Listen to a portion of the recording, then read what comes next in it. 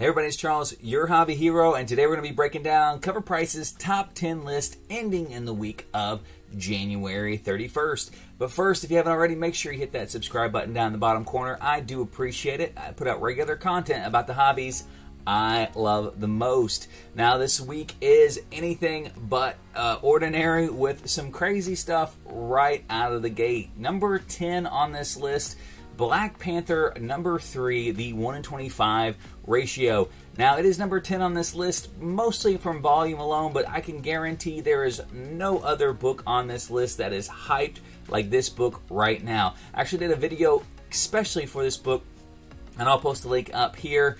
This book is absolutely red hot with the first appearance of Tosin with a 1-in-25 ratio that very many stores failed to meet the ratio variant for.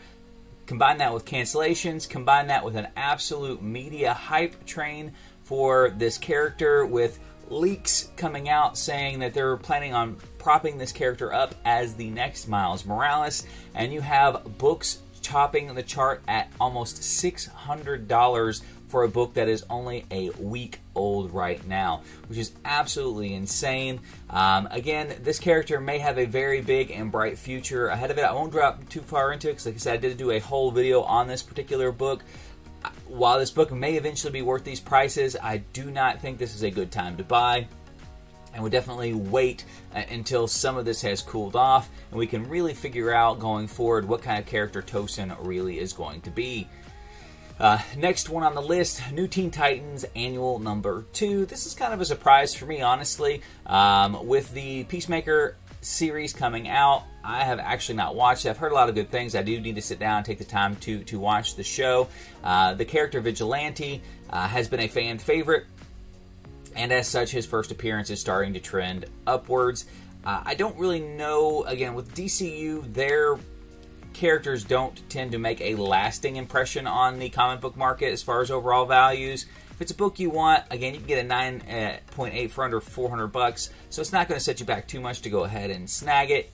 Could there be a spinoff in the future with him on there? Could be, but again, long-term values for a lot of DC characters aren't where their counterparts for the MCU are, so it's not a book that I would hedge my bets on long-term. Next one up, no stranger to the list, Moon Knight number 1. Again, since the trailer leaked, Moon Knight has been red hot. Again, with a new high sale of almost $1,400 in a CGC 9.8, this book continues to climb. This book is a great landing spot for those who can't get the Werewolf by Night first appearance of Moon Knight, but again, it is starting to price itself out. With that in mind, you may start to look for other Moon Knight number 1s or key comics that you would gravitate towards. But this is a great cover. I think a great piece for your average collector, and I think that's why these prices are going to continue probably to climb up into the series, and depending on how his character plays out in the series, could continue to climb after that. So probably a great time to still get in on this one. You may have a little bit of a downturn. I think we're still riding high on that first trailer drop. But I do expect this book to climb because the Disney TV series so far have all been very strong. Number 7 on the list is Strange Academy number 15. This is the first cover appearance of Gaslamp. Again, not a big on this character for long-term value. Cool character. Very low probability that we see him anytime soon in anything outside of Strange Academy comic book. Again, I picked up a copy. I moved a copy. Same with his first appearance. Again, long-term values for this book I think would take some work and a long time to fully be realized. Not a book that I would hold long-term if the goal is for it to appreciate in value in your collection. Number 6, we again back on the list, Moon Knight number 2. I think this is a red herring from Marvel. I think this character is not going to be a very big impact character, maybe not even in this series, let alone long-term for the MCU. I do think this book is grossly overvalued. I just don't see a dollar book going from a $155 book and sustaining that long-term. This is a book that I personally would stay away from unless you just happen to find it digging through back issues at its old cover price. Then absolutely pick it up and sell it while everybody else wants it. Next on the list, Thor 21, bumped off Thor 20. Who saw that coming? As I said, as soon as Thor, God of Hammers, makes his first full appearance, you're going to see Thor number 20, the cameo appearance, really just kind of collapse. If you haven't read Thor number 21, I personally think the big reveal at the end even hurts this book as a true first appearance, because you're starting to see how this entity is really not its own entity, but comprised of a couple different sources, which kind of muddies the water when you get into first appearances. Whenever it's like, okay, well, you have the first appearance of Ben Reilly, you know, way back in the Amazing Spider-Man, but then you have the first appearance of him as the Scarlet Spider.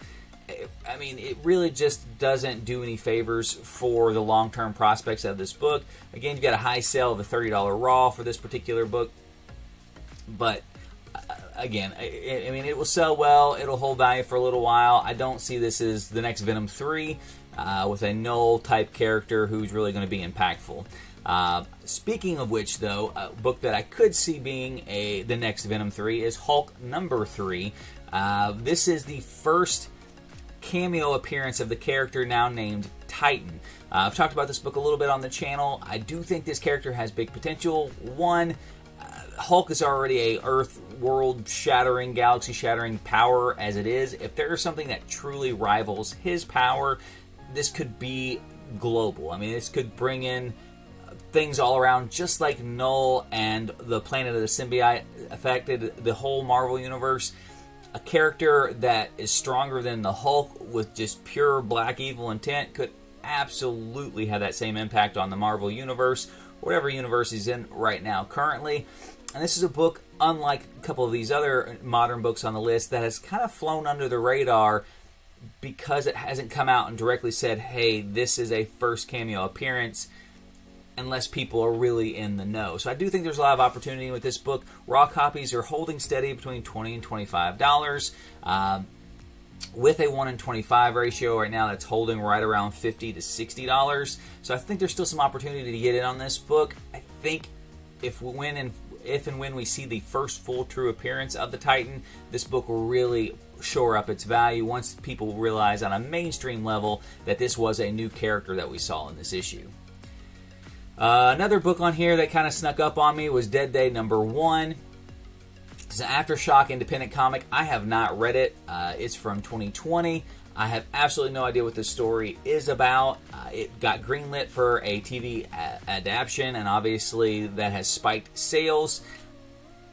Any of these sales that spike from these series is always usually a good indicator on when to sell, very rarely a good indicator on when to buy. Outside of MCU titles, comic book adaptations rarely have a sustaining impact on the book. Numerous examples come to mind: Lock and Key, Super Crooks. These independent type titles, while they're in their hype mode, definitely increase those sales. As you get closer to the project, or if the project even comes to fruition, those usually come right back down to earth. And very rarely, unless you have something like a Walking Dead type entity that really just takes the universe by storm, you really just don't get those sustained high market prices. Could it be that one-off? Again, I've not read the story. I can't put my 2 cents on whether or not this story has the makings to be that strong. But personally, if it's me and I have this copy, if I'm not emotionally attached to it, this is the time that I'm moving it. Number 2 on the list is not a surprise, but an unfortunate reason why it's on the list is Mouse: A Survivor's Tale. This book kind of retells the story of the Holocaust from the perspective of people being mice. Again, a very good story I read when I was younger. It's one of those classic comics that are very true to life stories. And it recently got banned from a school board discussion and has sparked numerous conversations and obviously a spike in sales. This book went from a $5 book to a $130 book. When you see this stuff, same with the Dr. Seuss books, this stuff, they get banned. People immediately run out thinking that a ban means they're going to burn all the copies of these things in existence and that they're going to be somehow rare. That is not the case. This book is out there everywhere. not hard to find at all, and once this mainstream media kind of moves away from this book, it will drop back down again. I highly recommend, if you've not read this book, pick it up, buy it, read it. I would not invest in this book at $126 a copy. Absolutely not. And last one on the list, started the list with it, we'll end the list with it, Black Panther #3, the cover A. Again, while the volume of this book is much higher than the 1:25 ratio, a lot of that is just because the price point in the 1:25 ratio has gotten so inaccessible, with auctions regularly finishing over the $500 mark. This book is starting to rise, though, as well. This book stayed lower for a while people kind of fought over the 1:25 ratios. Held for about $20 to $25, but now is slowly creeping up closer to that $50 mark on a lot of those completed sales. Again, I think it is way too early for this book to be where it is at right now. Could it be there in the future? Absolutely. If you buy a copy today for $40, could it be worth $100 a year from now? Absolutely could. It could also be worth cover price a year from now. It could also be in a dollar bin a year from now. We just don't know. Marvel rolls out a lot of characters with a lot of pomp and circumstance, and a lot of them don't work out. As of right now, I'm not really sold on this character because from what we've seen, he doesn't strike me as overly original. So far we see a speedster who's Wakandan, who doesn't like what Wakanda represents. Like, that's not a very breathtaking new approach to anything as far as I'm concerned. Will that change going forward? Absolutely could. Until then, I am not buying any more of these copies. I bought the covers that I had at cover price, and that is the furthest that I was willing to invest in it. If it keeps going up, more power to it. But as far as I'm concerned, I want to wait and see on the Black Panther 3 as far as my approach goes with the new character, Tosin. So that's my thoughts on this week's Cover Price Top 10. Let me know what you think in the comment section below. Until next time, though, guys, Javi Hero, out.